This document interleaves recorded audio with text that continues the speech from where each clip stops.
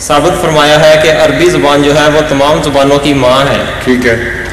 تو کیا آج کے دور میں جس طرح کہ حضرت مسیح موعود علیہ السلام کی زبان اردو تھی عربی کے ساتھ، اور حضور کا تمام لٹریچر جو ہے وہ اردو اور فارسی اور عربی میں ہے، زیادہ تر اردو میں، تو حضور کے خلفاء کا جو زبان رہی وہ بھی اب تک اردو ہے.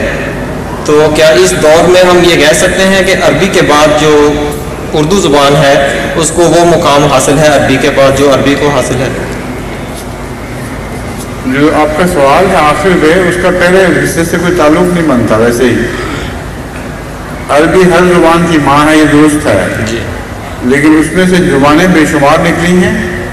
جتنی زبانیں دنیا میں ہیں سب عربی سے نکلی ہیں اور آپس میں مختلف ہیں، لیکن روٹ ان کی عربی ہے، جس کا مطلب ہے الہام کے ذریعے انسان کو زبان عطا ہوئی تھی اور اس کے بعد پھر وہ بدلی اور ان پر کوئی اعتراض نہیں ہے.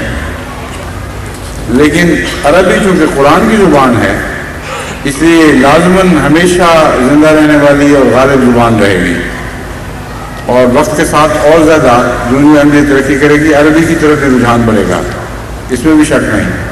ہم بھی کوشش کر رہے ہیں کہ احمدیوں کو عربی سکھانے کے لیے ایسی ویڈیوز تیار کی جائیں جن سے بہت سہولت کے ساتھ مختلف احمدی خاندان عربی سیکھ سکیں.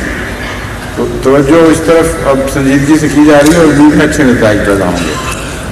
جہاں تک اردو کا تعلق ہے اس کا بھی اپنا ایک مقام ہے، کیونکہ حضرت مسیح موعود علیہ السلام نے تمام دینی امور پر گفتگو اردو میں، زیادہ تر اردو میں فرمائی، اور ملفوظات محفوظ ہیں، کتب کی بھاری اکثریت اردو میں ہے.